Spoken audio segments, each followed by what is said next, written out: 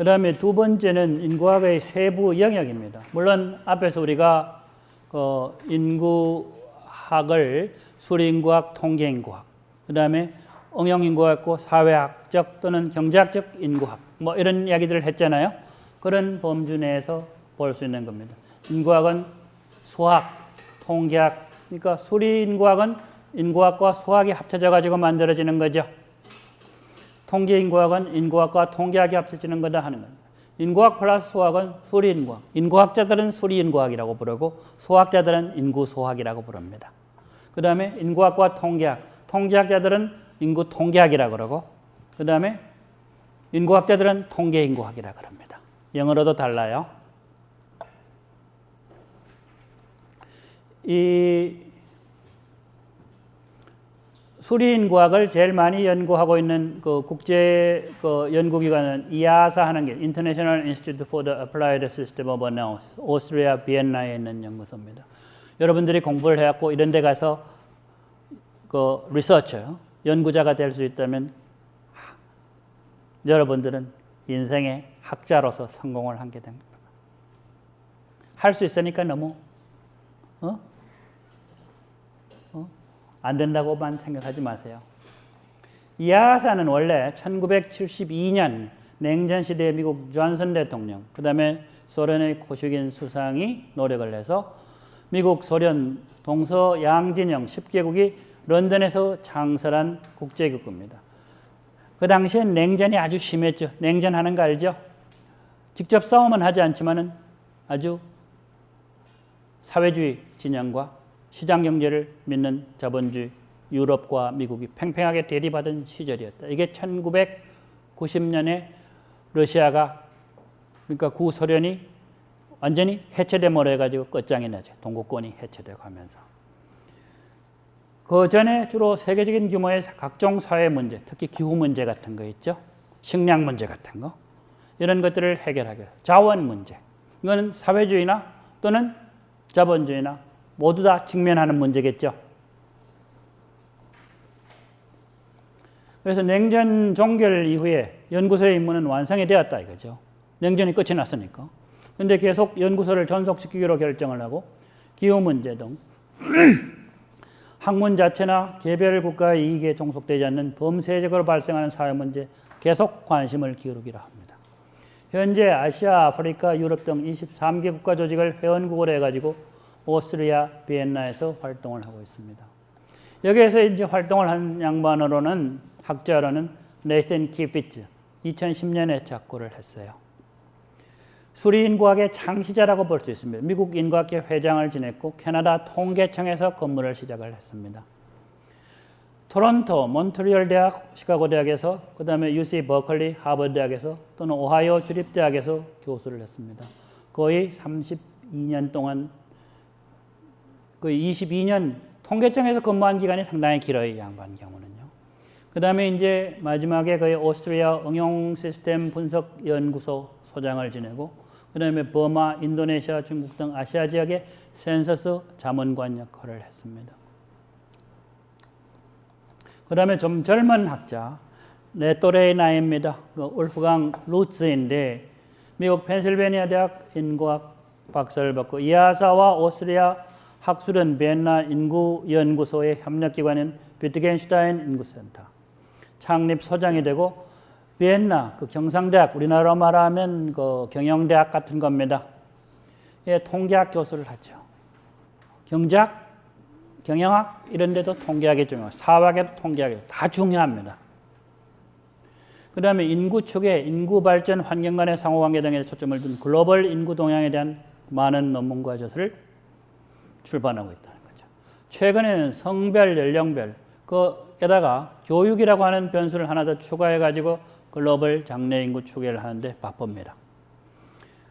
최근에 그 월드 파퓰레이션 휴먼 캐피탈 인 21st century 세계 인구와 21세기 이 인구 인적 자본이죠. 이 책을 내서 성, 연령별, 교육별 장래 인구 추계를 한 결과들을 여기에 상세하게 설명하고 그것이 가지는 함의들에 대해서 이야기를 하고 있습니다. 그리고 UN 나중에 이야기하겠습니다만 지속 가능한 개발 연구 자문위원으로서 활동을 하고 있다 이 말이죠. 수리 인구학은 참 많습니다. Mathematical Demography Applied. 이건 좀 더 쉽게 쓴 책이에요. 이건 꽤나 어렵습니다. 그러니까 그 매트릭스, 행렬이나 미분적분 하는 거 있죠. 디퍼런셜 캘큘러스나 인티그럴 캘큘러스를 잘 알아야지 이 책을 읽을 수가 있습니다. 그러니까 수학 모르고 공부를 잘 할 수 있다라고는 생각하지 마세요. 예? 그 다음에 여기에 이제 또 나와 있는 게 Statistical Demography, 통계 인구학이 나와 있죠. 그 다음에 인구학, 그 다음에 생명보험 하는 거 들어본 적 있습니까? 생명보험에도 인구학적인 사고가 사용이 된다 이 말이죠. 왜 그렇습니까? 서바이벌, 생명보험은 일찍 죽는 사람한테는 돈을 많이 받아야지 보험회사가 망하지 않겠죠? 그렇죠? 지속 가능하겠죠? 그러니까 그런 사람이 돈 많이 받는 방법을 연구하는 게 이 생명표, 통계 인구학이요, 수리 인구학이다 하는 겁니다. 그 다음에 이제 그 통계 인구하고 사회 시뮬레이션인데 실제 인구를 여러 가지 어떤 통계적인 어떤 개체, 그러니까 simulated dead individual 이래 가지고 설명과 예측 방법을 갖고 종합 시나리오를 설정하는 수학적인. 여러분들 요새 게임 뭐 이런 것들 많지 않습니까? 게임을 잘 만들어야지 돈을 많이 번다라고 이야기를 하죠. 그렇죠? 그래야 안 그래요? 이 인구 현상도 이 통계 인구학과 사회 시뮬레이션을 합쳐가지고 새로운 영역으로 발전할 수 있다. 모르겠습니다. 프로피터블한 비즈니스가 될 것인지 안 될 것인지는 확실하게 알 수는 없지만은 여전히 가장 의미 있는 새로운 발전 영역이다 하는 거죠. 그 다음에 이제 인구학은 의학이나 생물학, 유전학, 생태학과 결합해가지고 또 이 연구를 하게 되는데 인구의학이라고 하는 게 있죠. 그 다음에 생물인구학, 인구유전학, 제네틱스 하는 거 있지 않습니까? 이런 거. 그 다음에 인구생태학 이런 것들이 있다 하는 겁니다. 이제 이 DPM 하는 건데 Department of Population Medicine이에요. 인구의학 과죠. 인구의학이라고 하는 게 어디에서 하고 있느냐? 그냥 하버드대학교 보건대학원에서 하고 있다 이 말이죠. 우리나라의 경우에도 서울대학교 의과대학 보건대학원에서 이런 연구들을 하고 있습니다. 충남대학에서도 하고 있고. 인구의학의 관심력은 예방, 프리벤션이죠. 그러니까 질병의학은 보통 뭘 하는 거예요? 병을 치료하는 게 하나 있죠. 치료의학이 있고 그 다음에 예방의학이 있습니다. 예방을 통해서 건강을 증진하는 게 있고 의료행위의 질, 퀄리티를 높여야 되겠죠. 그러면서도 비용은 떨어뜨려야 되겠죠. 그 다음에 의료 불평등, 가난한 사람은 병원에 접근하기가 좀 힘들겠죠. 어떻게 해주면 병원에 접근하기가 쉽겠어요? 의료 비용을 싸게 만들어야 되겠죠. 이런 해결 방안, 정보 테크놀로지 등을 활용하는 거. 그 다음에 징글을 이용한 건전한 보건 의료 정책을 추구한다든지 보건 연구를 한 협조 체계를 구축하는 것이다 이 말이죠. 그 다음에 이제 생물 인구학이라고 하는 게 있습니다. 이거는 생물학과 인구학을 통합하는 새로운 연구 분야인데 생물 인구학은 진화론적인 심리학, 신경경제학과 같이 사회과학에 대한 관심과 더불어 생물학에 대한 관심을 공유하다 이거죠. 생물 인구학은 범위가 넓은 학제적인 개념을 기반으로 하지만 생물학이 그 뿌리가 됩니다. 생물학은 여러분들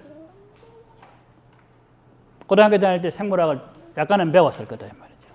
세포 알죠? 기관, 오간이죠. 그 다음에 개체, 기관, 호흡기관, 혈액, 순환기관이 있죠.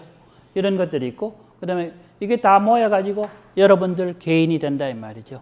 여러분들 다 뜯어놓으면 다 죽은 거예요. 알겠어요?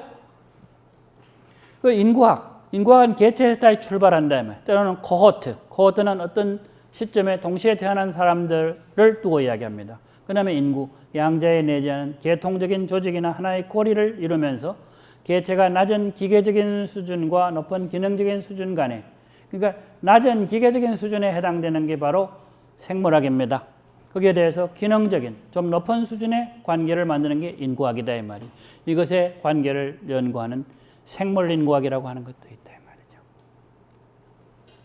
그래서 이 생물인과학은 제우스와 세먼, 연어지요, 연어. 1960년대 이후에 장수 롱지비티, 즉 고연령대에서 기대여명이 늘어났다 하는 거죠. 여러분들이 고령화, 나이가 많아지면 죽기가 더욱더 힘드는 때가 올 수도 있대. 돈 많이 벌어야 돼. 공부 열심히 해야 되고. 아시겠어요? 인간 수명의 상한선. 그러니까 사람이 도대체 몇 살까지 살 수 있느냐 하는 거 있지 않습니까? 120세까지 살 수 있느냐? 130세, 140세, 200세까지 살 수 있느냐 하는 그 인간 수명의 상한선, 어퍼 리미트가 픽스드 되어 있다고 하는 거. 이런 생각에 의문이 생겨나기 시작을 한다는 거죠. 그래서 고령 사망률의 감소는 인간만 아니라 다른 생물에서도 관찰되고 있다 하는 거죠. 그 생애 기간 중에 누적되는 변종의 역할, 각종 뮤테이션이 생겨난다 이 말이에요. 그 다음에 출산 연령을 지난 후 생존 활동률이 증가가 누적된다. 요새는 특히 여성들이 아기를 낳지 않죠. 그러니까 옛날에는 아기 낳다가 사람들이 많이 죽었다 이 말이에요. 그래서 어떤 경우 개발도상국의 경우에는 여성이 남성들보다 기대 수명이 짧은 경우가 있죠. 그런데 요새는 그런 경우가 없고 훨씬 더 점점 남자와 여자 사이에 기대 수명의 차이가 벌어지다가 최근에 들어서는 여성들이 경제 활동을 많이 시작하면서 남자들의 좋지 못한 습관, 과로라든지 흡연이라든지 또는 뭐 합니까? 술도 많이 마시죠.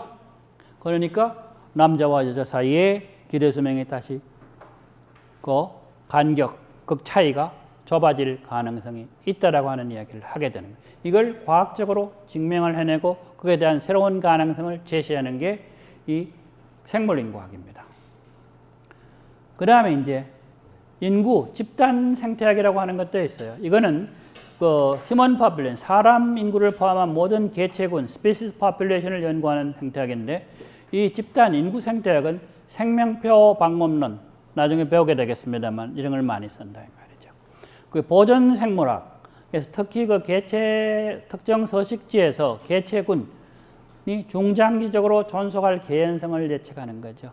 어떤 지역, 충남대학교 또는 뭐 서울대학교 또는 고려대학교 이런 데 어떤 뒷산에 어떤 토끼들이 뭐 100마리가 있었다 이 말이죠. 그게 시간이 지나가면서 어떻게 살아남을 것이냐 하는 거 이런 걸 연구하는 거다 이 말이죠.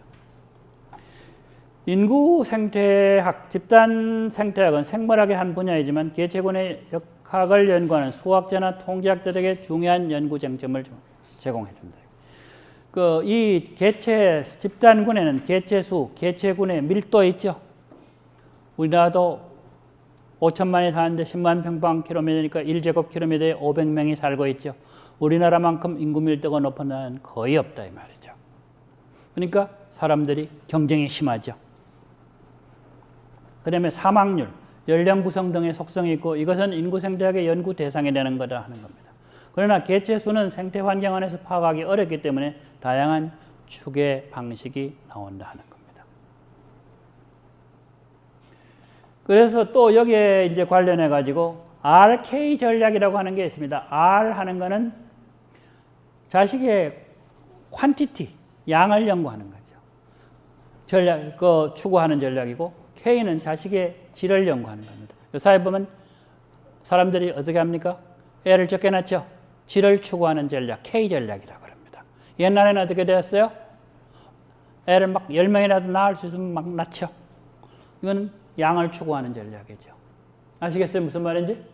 그러니까 역사적으로 본다면 인구 변천이 이루어지면서 그러니까 고출산, 저사망, 고사망에서 저사망으로 가는 과정에서 사람들은 양을 추구하는 그런 생식 전략. 여러분들 할머니, 증조 할머니 때는 양을 추구했다 이 말이죠. 많이 낳아야지 몇 개는 산다 이 말이죠. 지금은 어떻게 됩니까? 적게 낳고 잘 키우자는 전략이죠. 수천 개의 알을 낳고 전혀 돌보지 않는 어떤 물고기도 있다 이 말이죠. 그 알 전략이 극단에 가까운 거다 이 말이죠.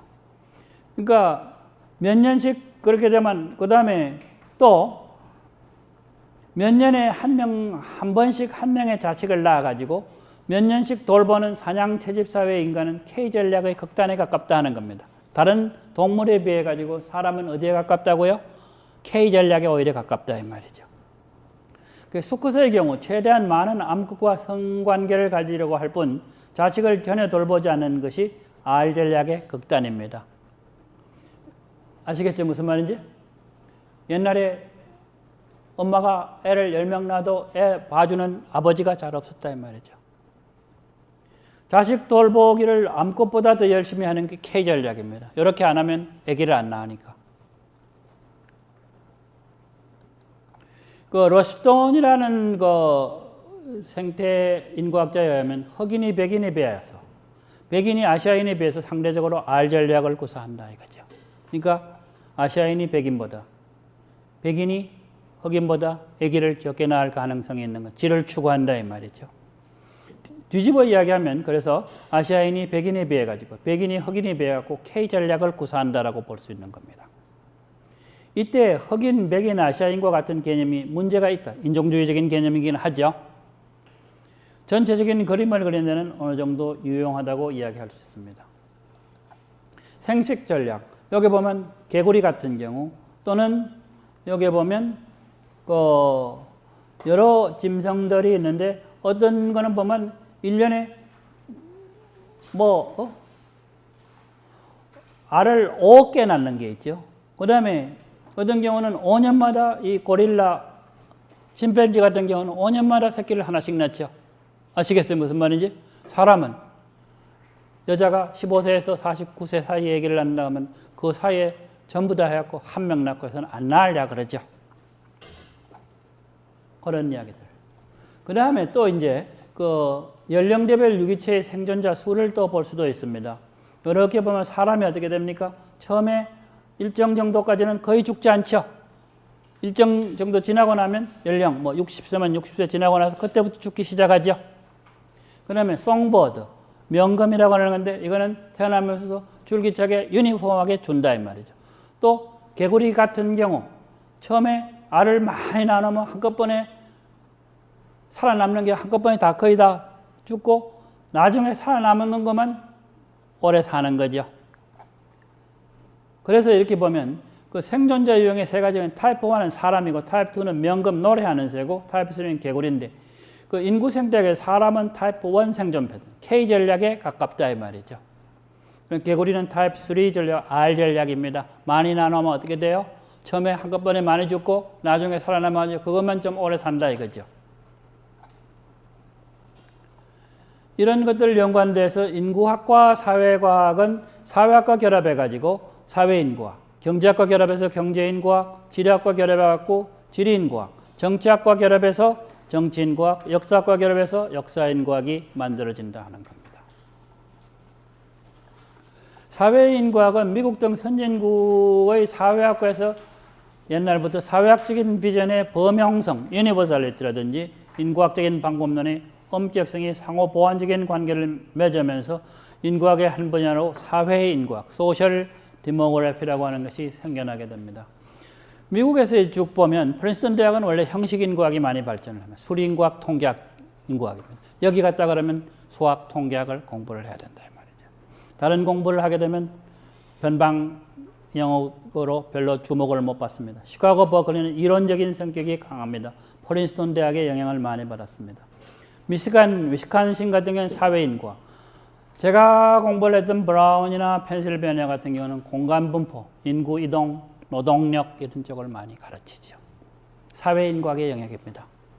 사회인구학은 출산, 사망, 이동과 같은 인구과정만 아니라 가족, 가구변동, 사회계층, 빈곤 문제에서 항상 문제가 되죠. 최저임금이라든지 또는 주당 노동시간 같은 거 이런 거 있죠. 이런 사회학적인 주제를 센서스나 대규모 표본조사, 노동력 조사라든지 또는 고령자 조사라든지 또는 출산력 조사라든지 이런 것과 연계해가지고 연구를 함으로 해가지고 사회 전반의 변동의 형태를 광범위하고 심층적으로 파악하는 데 기여를 했던 분야다 이 말이죠. 미국에는 그 프린스턴 대학의 인구연구소가 있고 그 다음에 시카고 대학의 인구연구소 그 다음에 UC 버클리 어디 있는지 알죠? 유니버시티 캘리포니아. 버클리가 이 유니버시티 캘리포니아 총지휘본부. 여기에는 총장, 챈슬러가 다른 지역의 총장을 다 겸하게 되어 있습니다. 여기에 포퓰레이션 센터가 있습니다. 그 다음에 포퓰레이션 스터디 센터 하는 것은 유니버시티 미시간 앤아버에 있는 거다 이 말이죠. 센터 포 디모그래피 앤 이코로지 하고 위스콘신 메디슨에 있는 대학이다. 유니버시티 위스콘신 메디슨이나 밀워키나 다른 시골 동네에 많은 유니버시티 오브 위스콘신이 있다 이 말이죠. 우리나라도 이제 대학을 만든다 그러면 충남대학교 밑에 다른데 뭐 시골 동네에 있는 충남대학교 무슨 캠퍼스 이렇게 만들어야 되는 거죠. 요새 보면 어떤 게 있어요. 막 교육부에서 정원 감축하려고 그러면서 그렇게 만들려고 노력을 하고 있는 거죠. 다른 데서는 학생들 못 모으면 학교 망한다고 그러는데 학교가 망해야지 정상이 됩니다. 사실은요.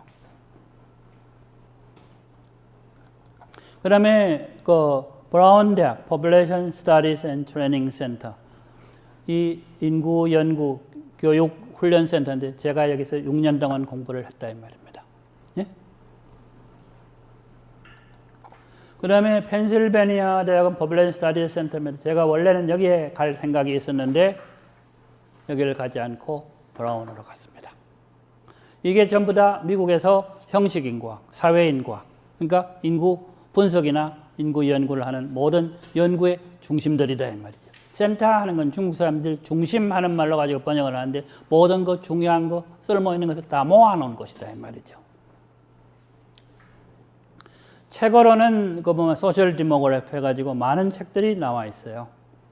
여기도 나와 있고 교재로도 나와 있다 이 말이죠. 거기에 대해서 이제 또 경제학을 하는 사람들이 인구 현상을 분석을 하기도 하죠. 경제인과학은 인구의 크기, 성장, 밀도, 분포, 출생, 사망, 혼인, 이혼 등의 인구 동태 현상에 대해서 경제학 분석 방법을 적용하는 거다. 구체적으로 주제는 결혼과 출산, 가족, 이혼, 이환력 하는 것은 질병이 얼마만큼 잘 걸리느냐 하는 것, 질병에 대한 연구입니다.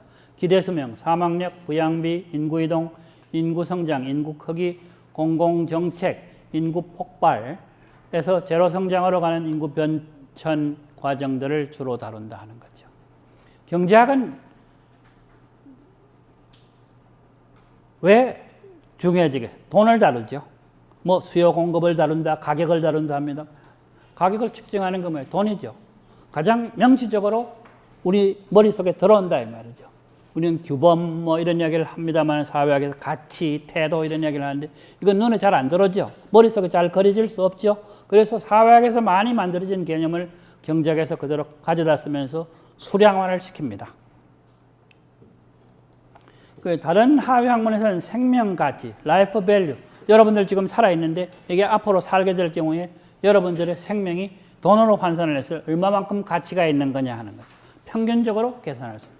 고령자 경제학, 장애인의 경제학, 성별, 인종, 소수자 차별의 경제학. 범위와 하위 분야면에서 경제인과학은 노동경제학을 보완하고 또는 경제학의 다른 주제 영역과도 중복되는 경우도 있다 하는 겁니다. 물론 이 경제인과학에는 재정학도 들어갑니다. 왜 그렇습니까? 사람이 줄면 정부는 세금을 적게 받아야 되겠죠. 앞으로 돈을 어떻게 써야 되느냐 하는 거. 이런 문제들이 다 여기에 들어간다 이 말이죠. 경제인과학, Population Economics 또는 그 Demography and the Economy 해가지고 책들이 나와 있습니다. 그 다음에 이제 인구 지리학이죠. 지리학. 지리학은 인구 분포, 인구 구성, 인구 이동, 인구 성장 등 지리적 장소 특성과 어떤 관계를 맺고 있는가를 연구합니다. 인구 지리학이 특히 관심을 기울이는 현상은 시간과 공간의 차이에 따른 인구 현상, 출산, 사망, 성장률, 인구 크기의 증가 또는 감소, 직업 구조, 지리적 장소, 인구 현상, 특히 이민에 반응하는 양식들. 우리나라, 그 다음에 이탈리아, 아프리카 북부, 그 다음에 북유럽 이런 지역들이 있겠죠. 이런 지역에 그 인구 현상, 특히 이민에 어떻게 반응을 하느냐 하는 것들이 있지 않습니까? 달라질 수 있겠죠. 그 다른 특성들과 관련해 가지고. 이 Population Geography, 그 책들이 많이 나와요. 지리학이 옛날에는 인문지리 뭐 이렇게 해가지고 뭐 어느 한 지역에 수박이나 참외가 나오는 거 뭐 이런 거 연구하는 정도로 생각을 했는데 지금 와서는 그렇지 않다 말이죠. 공간지리, GIS라고 하는 거 들어본 적 있어요? Geographic Information System, 빅데이터하고 공간을 결합시켜가지고 앞으로 발전할 수 있는 가장 중요한 분야 중에 하나다 이 말이죠. 그러니까 인구학, 통계학, 지리학 이런 것들이 결합해가지고 하는 거다 이 말이죠. 이런 걸 공부를 해야지 여러분들이 앞으로 먹고 살 수 있는 거예요. 일자리 걱정이 없어진다 이 말이죠. 정치인과학입니다. 정치인과학은 정치현상과 인구현상 간의 상호관계를 연구하는 건데 인구 변동은 인구 과정에 의해서 발생을 하지만 정치인과학은 동화, 아시밀레이션.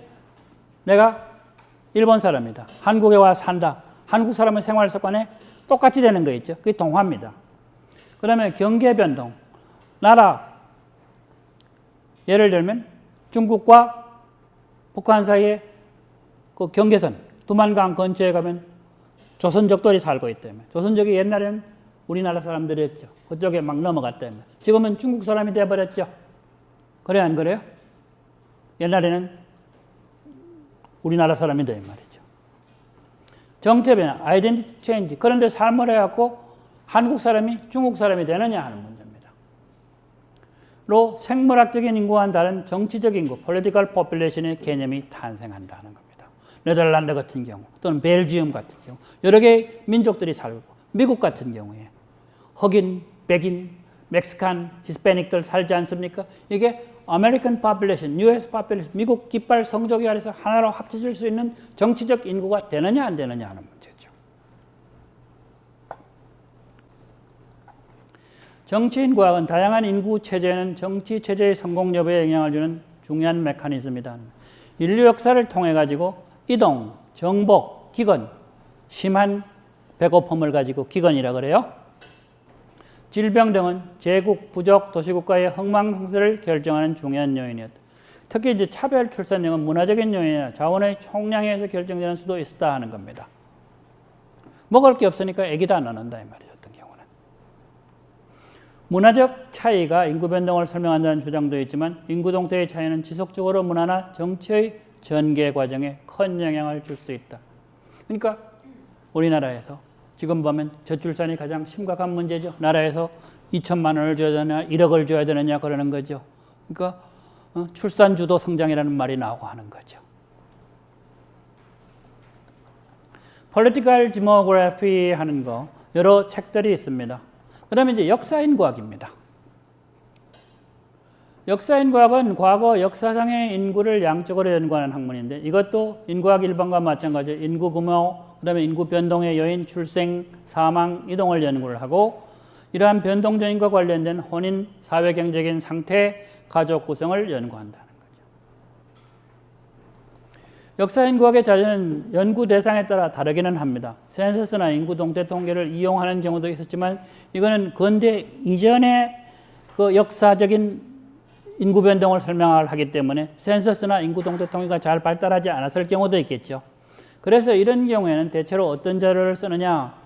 근대 초기에는 주로 교구대장, 서양에는 뭐 캐톨릭이 모든 것을 다 지배를 했기 때문에 캐톨릭 한 지역의 교구 페르시라고 그러는데 교구의 신부님은 뭘 하느냐.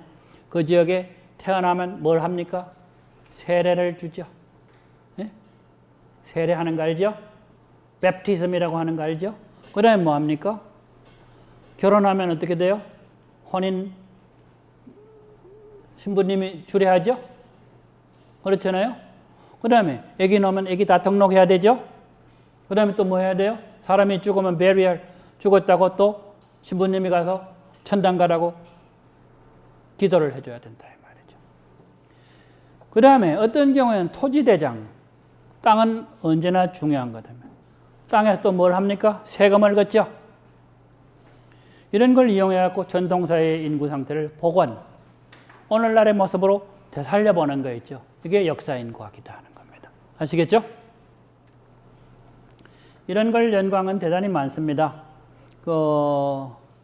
이 방법론 책이 있고 Population in History, 영국의 학자 글라스와 에버슬리 하는 사람인데 영국, 프랑스, 독일 이런 쪽에 산업혁명이 일어나기 이전부터였던 모습들을 가지고 항상 왜 이 인구 현상이 산업혁명, 특히 핵가족을 촉진했느냐, 그 전부터 핵가족이 있었던 거냐, 이런 문제를 다루어왔다는 겁니다. 그래서 오늘 인구학의 하위 영역으로 인구학과 수학, 통계학, 자연과학, 특히 생물학, 사회학 간의 결합해 갖고 인구 현상은 무수히 다른 방식으로 연구될 수 있다. 여러분들 음식점에 가면 퓨전 음식 좋아하죠? 예? 그것처럼 이 학문과 저 학문이 항상 뒤섞여진다 이 말이죠. 그래갖고 새로운 영역을 개척한다는 겁니다. 여러분들이 관심 있는 영역, 어떤 건 인구 현상과 패션과의 관계, 디자인과의 관계 이런 거 있지 않습니까? 또는 테크놀로지와의 관계 이런 것들을 체계적으로 자꾸 연구하면 여러분들 스스로의 영역, 남이 하지 않는 걸 해야 돼요. 알겠어요? 물론 인구학이 다른 학문과 관련되지 않고 독자적인 연구 영역이 존재하느냐 하는 것은 논란의 대상이 되기도 한다 하는 거죠. 그래서 이런 문제들을 생각을 하면서 여러분들은 인구학을 공부해 들어가야 될 것이다 하는 겁니다. 자, 그래서 오늘 하위 영역, 인구학의 세부 영역으로서 자연과학과 결합, 특히 통계학, 수학과 결합하는 분야, 형식인구학, 통계인구학, 수리인구학이 있다 하는 거. 그 다음에 자연과학과 결합한 의학 또는 생태학 이런 거하고도 결합한다 그랬죠. 그렇죠? 그 다음에 또 사회학, 경제학, 지리학, 역사학, 보건학 이런 쪽하고 다 결합한다 그랬죠. 그래서 인구학의 경우는 무한히 확대될 수 있는, 여러분들이 관심을 기울이면 기울일수록 사회 현상에 대해서 인구 현상 외에 다른 현상과의 관계에 관심을 기울이면 기울일수록 인구학은 그 내용이 퓨전 사이언스로서 융합과학으로서 그 영역을 더욱더 확대할 수 있고 다른 사람에게도 새로운 시야를 확대시켜 줄 수 있는 학문이 될 수 있다는 것입니다. 아시겠죠?